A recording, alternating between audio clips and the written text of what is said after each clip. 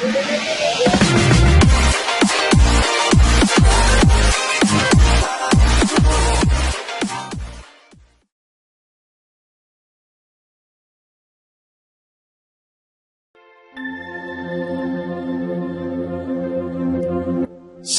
نے گاؤں کے قریب رک کر اپنے گرد و پیش کا جائزہ لیا، پھر چند قدم آگے سڑک کے دائیں طرف ایک سنسان گلی میں داخل ہوا اور بائیں ہاتھ آخری مکان کے سامنے گھوڑے سے اتر پڑا۔ گلی کے دوسرے مکانوں کی طرح یہ مکان بھی غیر آباد معلوم ہوتا تھا۔ باہر کی دیوار جگہ جگہ سے ٹوٹی ہوئی تھی اور پھاٹک کا ایک کواڑ غائب تھا۔ چند ثانیے ادھر ادھر دیکھنے کے بعد وہ اندر داخل ہوا۔ چھوٹے سے سین سے آگے کوئی دروازہ کھلا ہوا تھا اور ہوا کے جھونکوں سے اس کے شکستہ کواڑوں کی چرچراہٹ سنائی دے رہی تھی۔ سلمان نے چند لمحے سوچنے کے بعد احتیاطاً آواز دی، کوئی ہے، کوئی ہے، اور پھر کوئی جواب نہ پا کر دونوں گھوڑے یکے بعد دیگرے برآمدے کے ستونوں کے ساتھ باندھ دیے اور جلدی سے باہر نکل آیا۔ تھوڑی دیر بعد وہ مسجد کے سامنے کشادہ حویلی کے پھاٹک کے قریب رکا۔ چند لمحے ادھر ادھر دیکھنے کے بعد دبے پاؤں چند قدم آگے بڑھا، پھر ایک جگہ سے شکستہ دیوار پھاند کر اندر داخل ہو گیا۔ اسے ایک چور کی طرح حویلی کے اندر داخل ہونا پسند نہ تھا، لیکن اندرونی مکان باہر کے پھاٹک سے اتنا دور تھا کہ اگر وہ پوری قوت سے چلانے کی کوشش کرتا تو بھی اس کی آواز وہاں تک نہ پہنچ سکتی، اور اس بات کا زیادہ امکان تھا کہ مکینوں کے بجائے بستی والے وہاں جمع ہو جاتے۔ باغ سے کوئی 200 قدم چلنے کے بعد اس نے ایک قلعہ نما عمارت کی بلند دیوار کے درمیان ایک دروازہ کھٹکھٹایا، لیکن اسے کوئی جواب نہ ملا۔ اس نے دوبارہ دستک دی اور پھر چند ثانیے توقف کے بعد آوازیں دینے لگا، مسعود، مسعود۔ تھوڑی دیر بعد اندر سے کوئی نسوانی آواز سنائی دی، آپ کون ہیں؟ آپ مسعود کو بلائیں، وہ مجھے جانتا ہے۔ ٹھہریے۔ سلمان کوئی 5 منٹ تک انتظار کرتا رہا، پھر اچانک اپنے پیچھے سے کوئی آہٹ سنائی دی اور ساتھ ہی کسی نے باروب آواز میں پوچھا، آپ کون ہیں؟ سلمان نے مڑ کر دیکھا، ایک آدمی درختوں سے نکلتا ہوا نظر آیا، اس کے ہاتھ میں تلوار تھی۔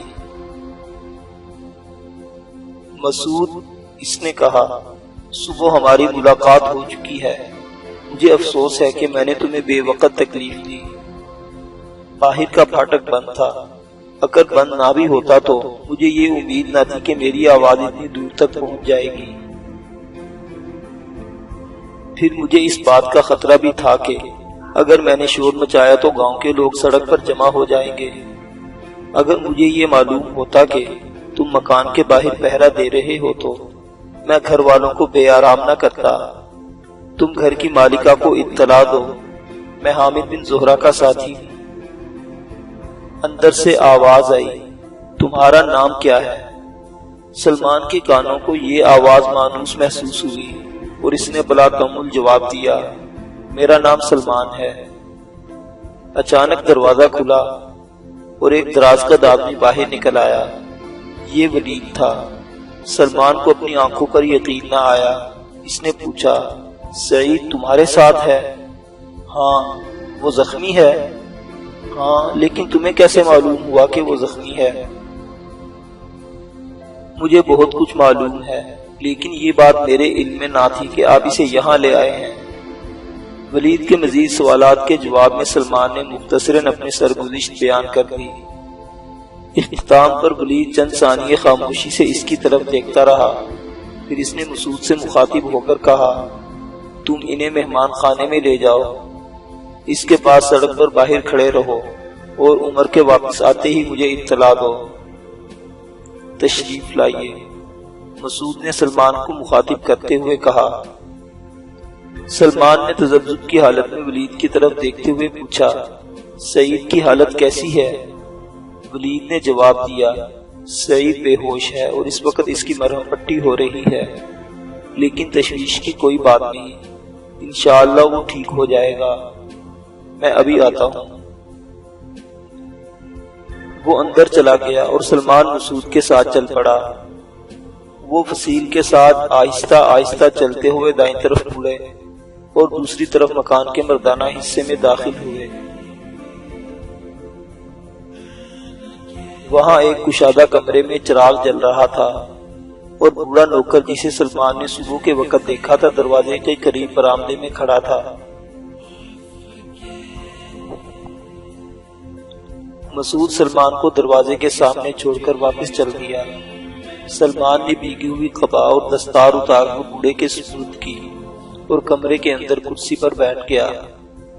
نوکر نے بھیگے ہوئے کپڑے نچوڑے اور انہیں دیوار کے ساتھ گھونٹیوں پر لٹکانے کے بعد آتش دان میں آگ جلائی اور کمرے سے باہر نکل گیا۔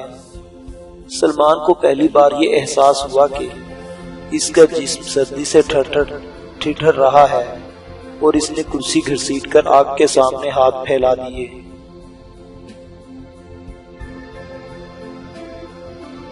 قریب نصف گھنٹہ وہ ولید کا انتظار کرتا رہا۔ پھر اچانک اسے ذہن میں کسی کے بھارے قدموں کی آہٹ سنائی دی اور وہ مڑ کر دروازے کی طرف دیکھنے لگا۔ ولید کمرے میں داخل ہوا اور نٹھال سا ہو کر اس کے قریب کرسی پر گر پڑا۔ سلمان نے مضطرب ہو کر سعید کے متعلق پوچھا تو اس نے جواب دیا، اب اس کی حالت قدرے بہتر معلوم ہوتی ہے، لیکن ابھی تک ہوش میں نہیں آیا۔ وہ کچھ دیر خاموشی سے ایک دوسرے کی طرف دیکھتے رہے، پھر اچانک ولید کی آنکھوں میں آنسو امڑ آئے اور اس نے سر جھکا دیا۔ سلمان نے کہا، میرے بھائی، اب تمہیں صبر اور حوصلے سے کام لینا چاہیے۔ ولید نے بڑی مشکل سے سسکیاں ضبط کرتے ہوئے کہا، مجھے اب بھی یقین نہیں آتا کہ حامد بن زہرہ ہمیشہ کے لیے ہمارا ساتھ چھوڑ چکے ہیں۔ میں نے انہیں تیروں کی پہلی بوچھاڑ میں گھوڑے سے گرتے دیکھا تھا، اس کے باوجود میں اپنے دل کو فریب دیتا رہا کہ شاید وہ زندہ ہوں اور ظالموں نے انہیں قتل کرنے کی بجائے گرفتار کر لیا ہو۔ لوگ تو اب یہی کہیں گے کہ میں نے انہیں موت کے دروازے پر چھوڑ کر بھاگ آیا ہوں، لیکن خدا گواہ ہے کہ اگر میرے سامنے سعید کی جان بچانے کا سوال نہ ہوتا تو میں اپنی زندگی کی آخری سانس تک ان کا ساتھ دیتا۔ مجھے مرتے دم تک یہی ندامت رہے گی کہ میں ایک نادان دوست تھا۔ اگر میں آپ کو ان تک پہنچنے دیتا تو شاید ان کی جان بچ جاتی۔ سلمان نے اسے تسلی دیتے ہوئے کہا، وہ اپنی منزل دیکھ چکے تھے اور ان کا راستہ بدلنا ہمارے بس کی بات نہیں تھی۔ اب ہماری پہلی ذمہ داری یہ ہے کہ ہم سعید کی جان بچانے کی بھرپور کوشش کریں۔ اس کے زخم زیادہ خطرناک تو نہیں؟ ولید نے جواب دیا، سر دست اس کے متعلق کوئی بات وثوق سے کہی نہیں جا سکتی۔ سلمان نے کہا، اگر آپ کسی اچھے طبیب کا پتہ دے سکتے ہیں تو میں غرناطہ جانے کے لیے تیار ہوں۔ ولید نے جواب دیا، اگر مجھے اطمینان ہوتا کہ حکومت کے جاسوس اب ولید نے جواب دیا، اگر مجھے اطمینان ہوتا کہ حکومت کے جاسوس اس گھر تک اس کا پیچھا نہیں کریں گے تو غرناطہ کے ہر اچھے طبیب کو یہاں بلایا جا سکتا ہے، لیکن آپ کو فکر مند ہونے کی ضرورت نہیں۔ اس وقت ان کی مرہم پٹی ہو رہی ہے، تھوڑی دیر تک آپ اسے دیکھ سکیں گے۔ سلمان نے کہا، دوسرا اہم مسئلہ یہ ہے کہ اس تیسرے آدمی کے بچ نکلنے کے امکانات کیا ہیں جس نے حملہ آوروں میں سے 2 آدمی قتل کرنے اور باقی سارے گروہ کو اپنے پیچھے لگا لینے کے بعد آپ کو بچل نکلنے کا موقع دیا تھا۔ ایسے بہادر آدمی کو بچانا ہمارا اولین فرض ہے۔ اگر آپ کو یہ معلوم ہو کہ وہ کس طرف گیا ہے تو میں اس کی مدد کے لیے تیار ہوں۔ ولید نے جواب دیا، اب وہ بہت دور جا چکا ہے، اگر ہم کوشش کریں تو بھی اس کی مدد کو نہیں پہنچ سکتے، لیکن آپ کو فکر نہیں کرنی چاہیے، اس کا گھوڑا اتنا تیز رفتار ہے کہ دشمن اس کی گرد کو بھی نہیں پہنچ سکیں گے۔ اگر حملہ آوروں کے دوسرے گروہ کو چکمہ دینے کے لیے ہمیں اپنے گھوڑوں سے محروم نہ ہونا پڑتا تو میں سعید کو یہاں پہنچاتے ہی اس کی مدد کے لیے روانہ ہو جاتا۔ اس گھر میں صرف 2 گھوڑے تھے، لیکن وہ ایسی مہم کے قابل نہ تھے۔ میں نے سعید کے متعلق اطمینان ہوتے ہی گاؤں کے لوگوں کو جمع کیا تھا، لیکن ایک آدمی کے سوا کسی کے پاس گھوڑا نہ تھا۔ اس لیے میں نے یہی مناسب سمجھا کہ 4 آدمیوں کو پل کی طرف بھیج کر یہ معلوم کیا جائے کہ غداروں نے زخمیوں کے ساتھ کیا سلوک کیا ہے۔ امید ہے کہ وہ تھوڑی دیر تک واپس آ جائیں گے۔ سلمان نے کچھ سوچ کر سوال کیا، یہ تیسرا آدمی کون تھا؟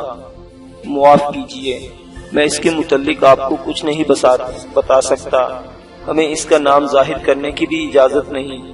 فی الحال آپ کے لیے اتنا جان لینا کافی ہے کہ وہ ایک اچھا سپاہی ہے۔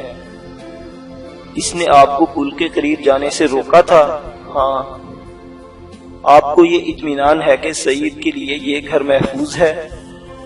ولید نے جواب دیا، سر دست اس کے لیے اس گھر سے بہتر کوئی اور جگہ نہیں۔ اگر اس کی حالت میں ذرا بہتر ہوتی تو میں اسے غرناطہ پہنچانے کی کوشش کرتا۔ اب چند دن تک اسے یہیں رہنا پڑے گا۔ یہ میری ماموزاد بہن کا گھر ہے اور ایک زخمی کو اس وقت اس سے بہتر تیماردار اور معالج نہیں مل سکتا۔ ان کا خیال ہے کہ سعید ہوش میں آنے کے بعد بھی چند دن سفر کے قابل نہیں ہو سکے گا۔ اب وہ بے ہوش ہے تو ہمیں سب سے پہلے کسی اچھے طبیب کا بندوبست کرنا چاہیے۔ ولید نے جواب دیا، طبیب کے متعلق آپ کو پریشان نہیں ہونا چاہیے۔ میرے والد غرناطہ کے چند نامور طبیبوں میں سے ایک ہے۔ اگر ضروری سمجھا گیا تو وہ یہاں پہنچ جائیں گے، لیکن اس وقت حکومت کے جاسوس بہت چوکس ہیں۔ ہم یہ خطرہ مول نہیں لے سکتے کہ وہ گھر سے نکلے اور قاتل ان کا پیچھا کر رہے ہوں۔ بدریہ میری رشتے کی بہن ان کی شاگرد ہے اور عام طبیبوں سے زیادہ تجربہ کار ہے۔ سعید کے بے ہوش ہونے جانے کی وجہ یہ ہے کہ ان کے جسم سے 2 تیر نکالنے کے لیے بے ہوشی کی دوا دی گئی تھی۔ سلمان نے کہا، اور آپ اس بد نصیب کی لاش کے دفن کا بندوبست بھی کریں جسے میں راستے میں چھوڑ آیا ہوں۔ سڑک کے کنارے پر ایک شکستہ مکان تلاش کرنے میں آپ کو دقت پیش نہیں آئے گی۔ اس کے قریب کافی پانی بہہ رہا ہے۔ یہ بہت ضروری ہے کہ اس کو وہاں سے کہیں اور دور دفن کر دیا جائے۔ ولید نے کہا، آپ اس بات کی فکر نہ کریں، میں آپ کا مطلب سمجھ گیا ہوں۔ اب آپ سعید کا حال پوچھ آئیں۔ اگر اس کی حالت تسلی بخش ہو تو میں بھی آپ کا ساتھ دوں گا۔ مسعود کمرے میں داخل ہوا اور اس نے ولید سے مخاطب ہو کر کہا، وہ واپس آ گئے ہیں اور کہتے ہیں کہ ہمیں پل کے آس پاس کوئی لاش نہیں ملی۔ عمر کہتا ہے کہ آپ کو ضرورت ہو تو میرا گھوڑا لے جائیں۔ نہیں، اب اسے تکلیف دینے کی ضرورت نہیں، لیکن تم انہیں روک لو اور عمر کو یہاں لے آؤ۔ مسعود واپس چلا گیا اور ولید نے سلمان سے مخاطب ہو کر کہا، مجھے آپ سے بہت کچھ پوچھنا تھا، لیکن موجودہ حالات میں میرا فوراً غرناطہ پہنچنا ضروری ہے۔ اب دوسرا گھوڑا میرے کام آئے گا، لیکن فی الحال آپ غرناطہ نہیں جا سکیں گے۔ سلمان نے کہا، لیکن یہ کیسے ہو سکتا ہے کہ میں غرناطہ کی تازہ صورتحال معلوم کیے بغیر واپس چلا جاؤں؟ نہیں نہیں، ولید نے جواب دیا، آپ وہاں نہیں جا سکتے۔ مجھے راستے میں سعید نے آپ کی سرگزشت سنائی تھی۔ وہ اس بات سے سخت مضطرب تھا کہ آپ غرناطہ پہنچ گئے ہیں۔ اس لیے میرا مشورہ یہ ہے کہ آپ یہیں ٹھہریں۔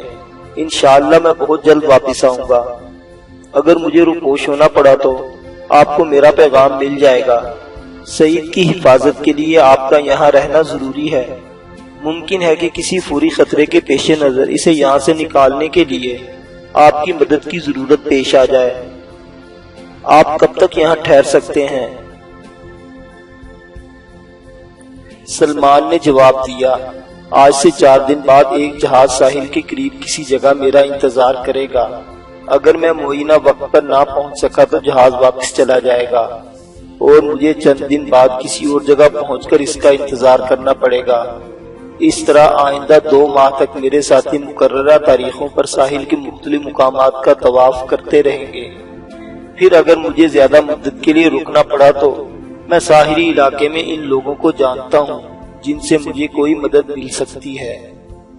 ولید نے کہا، عام حالات میں حامد بن زہرہ کی موت کے بعد ہمارے دشمن سعید کے متعلق زیادہ پریشان نہ ہوتے، لیکن مجھے ڈر ہے کہ وہ حامد بن زہرہ کے ساتھیوں کو تلاش کرنے کے لیے سعید کو گرفتار کرنا ضروری سمجھیں گے، اور اگر انہیں شبہ ہو گیا کہ باہر سے بھی ان کا کوئی مددگار یہاں آ پہنچا ہے تو سعید کو گرفتار کرنا ان کے لیے زندگی اور موت کا سوال بن جائے گا، اس لیے آپ کو محتاط رہنا چاہیے۔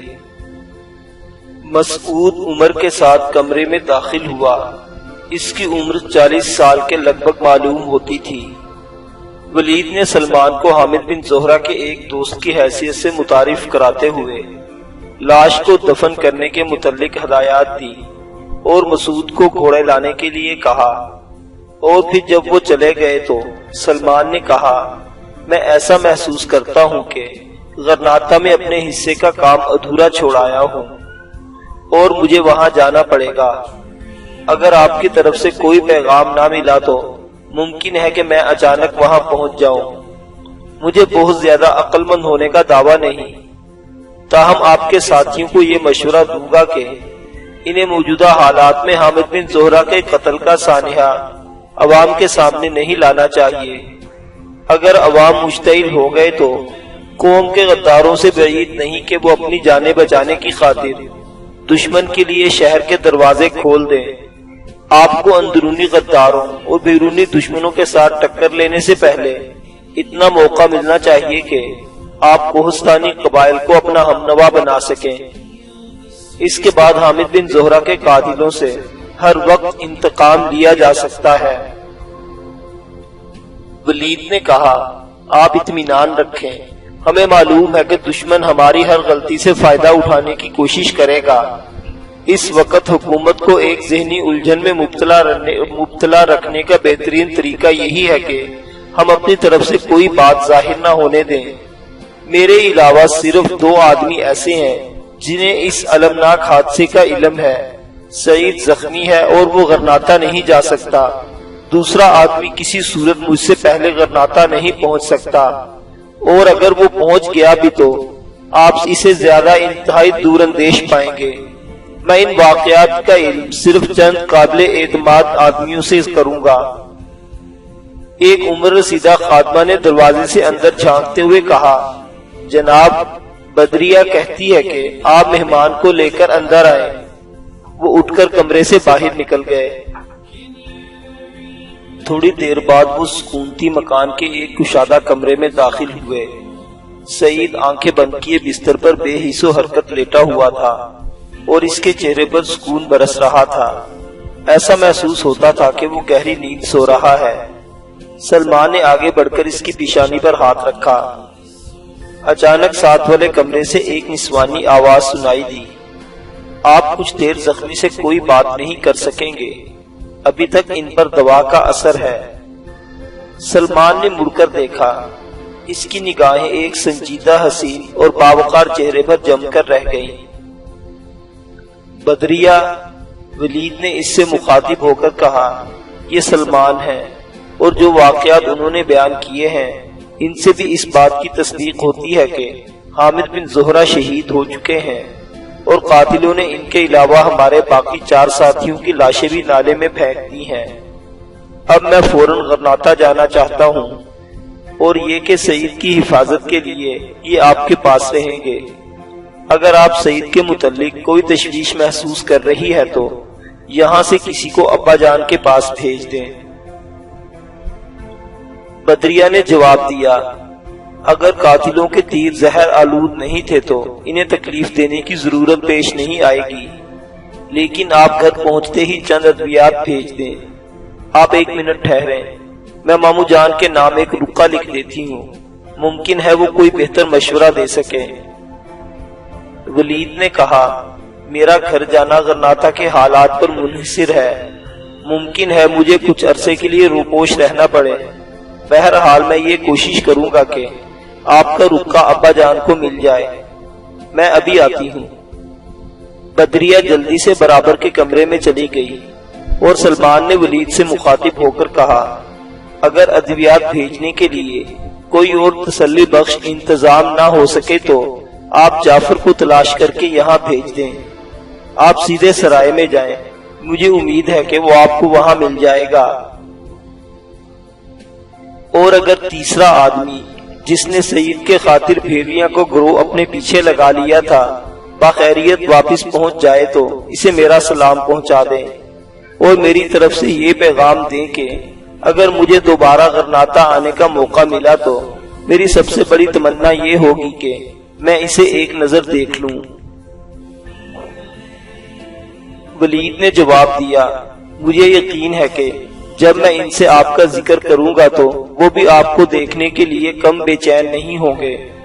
دوبارہ جنگ شروع ہو جانے کی صورت میں ہماری اولین ضرورت یہ ہوگی کہ ہم اہل بربر اور ترکوں سے رابطہ پیدا کرنے کے لیے فوج کے کسی تجربہ کار افسر کو ان کے پاس بھیجیں، اور میں یہ محسوس کرتا ہوں کہ وہ جسے آپ تیسرا آدمی کہتے ہیں اس کام کے لیے انتہائی موزوں ہوگا، اس لیے امکان سے بعید نہیں کہ وہ کسی وقت اچانک یہاں پہنچ جائے اور آپ سے کہے میں تمہارے ساتھ چل رہا ہوں۔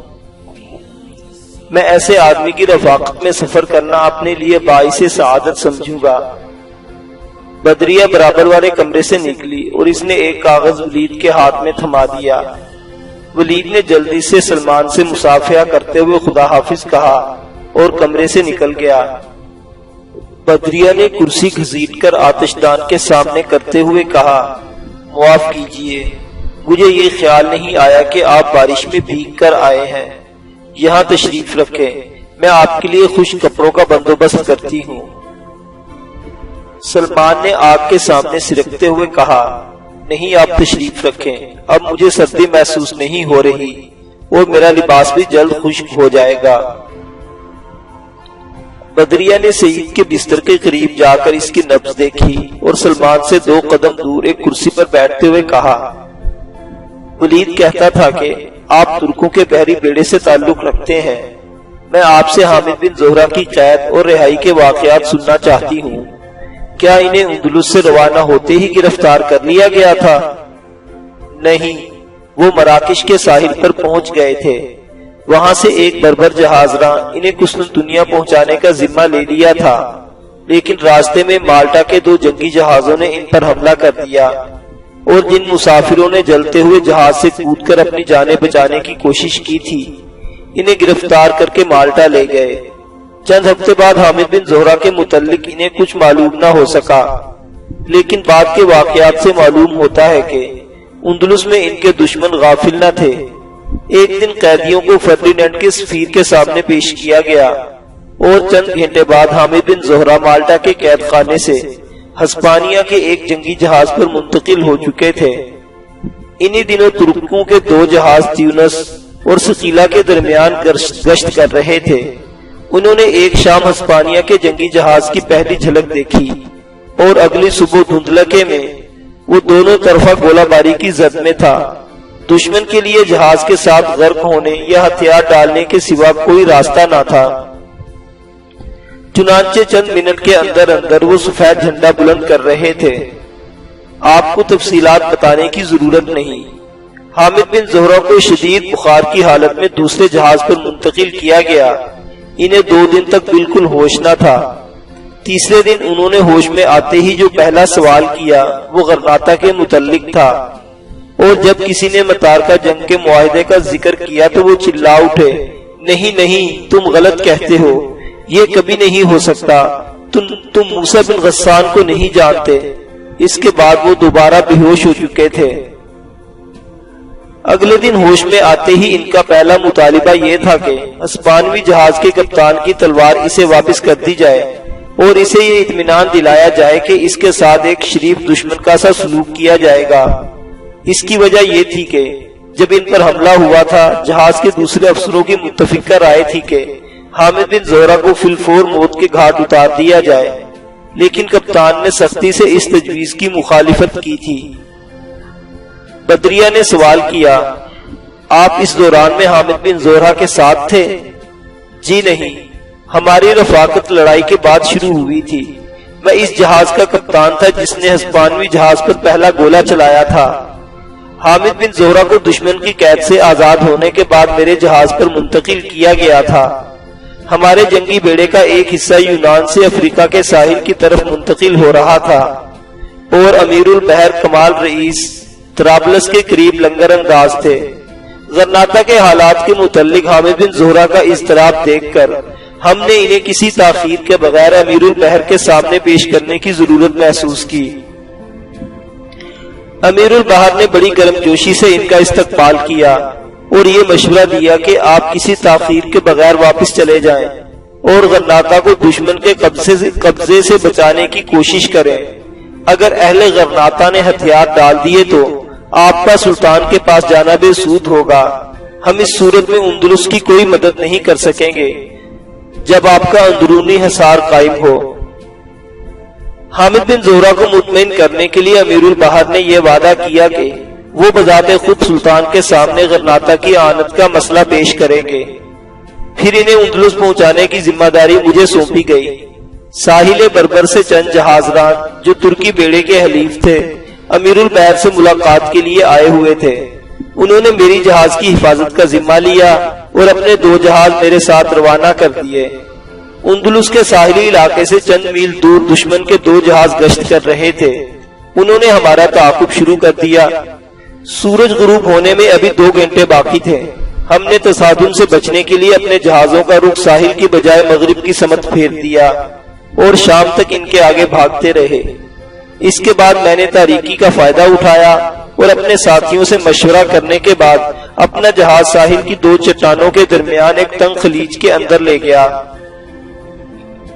ہمارا جہاز ایک ساحل سے کچھ دور رک گیا اور دوسرے جہاز نے 2 میل آگے جا کر ایک ساحلی چوکی پر گولہ باری شروع کر دی۔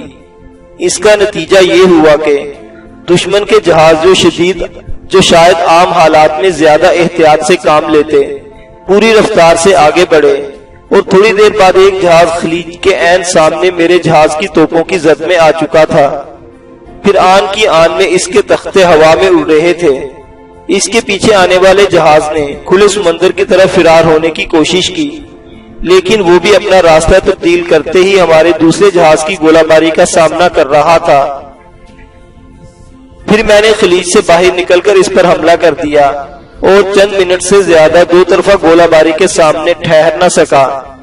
اس کے بعد آس پاس کوئی جگہ حامد بن زہرہ کو اتارنے کے لیے محفوظ نہ تھی۔ ہم نے کچھ دیر ساحل سے ذرا دور ہٹ کر تیسرے جہاز کا انتظار کیا اور اس کے بعد یہ فیصلہ ہوا کہ انہیں مشرق کی سمت اس جگہ اتارا جائے جو ہم نے پہلے منتخب کی تھی۔ مجھے امیر البحر نے یہ حکم دیا کہ میں حامد بن زہرہ کی حفاظت کا تسلی بخش انتظام کیے بغیر واپس نہ آؤں اور اگر ضرورت پڑے تو آخری منزل تک ان کا ساتھ دوں۔ حامد بن زہرہ کو پہاڑی علاقے میں جس بستی کے لوگوں کی آنت کی توقع تھی وہ ساحل سے 5 میل دور تھی۔ اگر دشمن کے جہازوں سے متصادم نہ ہوتا تو میں راتوں رات انہیں وہاں پہنچا کر واپس ہو سکتا تھا اور میرے ساتھی میرا انتظار کر سکتے تھے، لیکن اب یہ ممکن نہ تھا۔ صبح ہونے والی تھی اور ہمارے جہاز دن کے وقت ساحل کے قریب تصادم کا خطرہ مول نہیں لے سکتے تھے۔ چنانچہ میں نے اپنے ساتھیوں سے رخصت لی اور اپنے نائب کو حکم دیا کہ وہ بھی اپنا جہاز واپس لے جائے۔ حامد بن زہرہ ابھی پیدل چلنے کے قابل نہ ہوئے تھے اور پہاڑ کے دامن میں ایک کٹھن راستے پر مجھے بار بار ان کو سہارا دینے کی ضرورت پیش آتی تھی۔ طلوع سحر کے وقت ہمیں ایک تنگ وادی میں خانہ بدوشوں کی چند جھونپڑیاں دکھائی دی۔ میں نے وہاں پہنچ کر حامد بن زہرہ کی سواری کے لیے ایک گھوڑا خرید لیا۔ پھر ہم بربر چرواہوں اور کسانوں کی بستی میں پہنچ گئے۔ بستی کا سردار غرناطہ میں حامد بن زہرہ کا شاگرد رہ چکا تھا۔ اس نے بڑے اتفاق سے ہمارا خیر مقدم کیا۔ وہ ہمیں اپنے پاس ٹھہرانے پر مصر تھا، لیکن حامد بن زہرہ ایک لمحہ ضائع کرنے کے لیے بھی تیار نہ تھے۔ انہوں نے کہا ہم کھانا کھاتے ہی یہاں سے روانہ ہو جائیں گے، اس لیے آپ میرے ساتھی کے لیے ایک گھوڑے کا انتظام کر دیں۔ ہمارے میزبان نے مجھے ایک بہترین گھوڑا پیش کرتے ہوئے کہا اسے میری طرف سے تحفہ سمجھ کر قبول فرمائیے۔ اس کے بعد باقی سفر کے دوران ہمیں کوئی دقت پیش نہ آئی۔ 2 دن بعد حامد بن زہرہ کو ان کے گھر پہنچانے کے بعد میری ذمہ داری ختم ہو چکی تھی، لیکن انہوں نے اچانک غرناطہ آنے کا فیصلہ کر لیا اور مجھے یہ حکم دیا کہ میں ان کی واپسی کا انتظار کروں۔ پھر ایسے حالات پیش آئے کہ مجھے بھی ان کے پیچھے غرناطہ جانا پڑا۔ بدریہ نے کچھ سوچ کر کہا اگر غداروں کو یہ معلوم ہو گیا کہ حامد بن زہرہ کا ایک ساتھی ترکوں کے بحری بیڑے سے تعلق رکھتا ہے تو وہ بلا تاخیر دشمن کو خبردار کرنے کی کوشش کریں گے، اور پھر آپ کے لیے ساحل کی طرف واپس جانے کا کوئی راستہ محفوظ نہیں رہے گا۔ اگر آپ سعید کی وجہ سے رک گئے ہیں تو میں یہ کہوں گی کہ آپ کو ایک لمحہ ضائع کیے بغیر یہاں نہیں ٹھہرنا چاہیے۔ سلمان نے جواب دیا، مجھے معلوم ہے کہ موجودہ حالات میں سعید کی کوئی مدد نہیں کر سکتا، لیکن اب واپس جانے سے پہلے میرے لیے غرناطہ کے تازہ حالات معلوم کرنا ضروری ہے۔ اگر کل تک ولید کی طرف سے کوئی اطلاع نہیں آئی تو مجھے بذات خود وہاں جانے کا خطرہ مول لینا پڑے گا۔ حامد بن زہرہ نے مجھے اس لیے روکا تھا کہ شاید غرناطہ میں اپنے احباب سے مشورہ کرنے کے بعد انہیں ہمارے امیر البحر کو کوئی پیغام بھیجنے کی ضرورت پیش آ جائے۔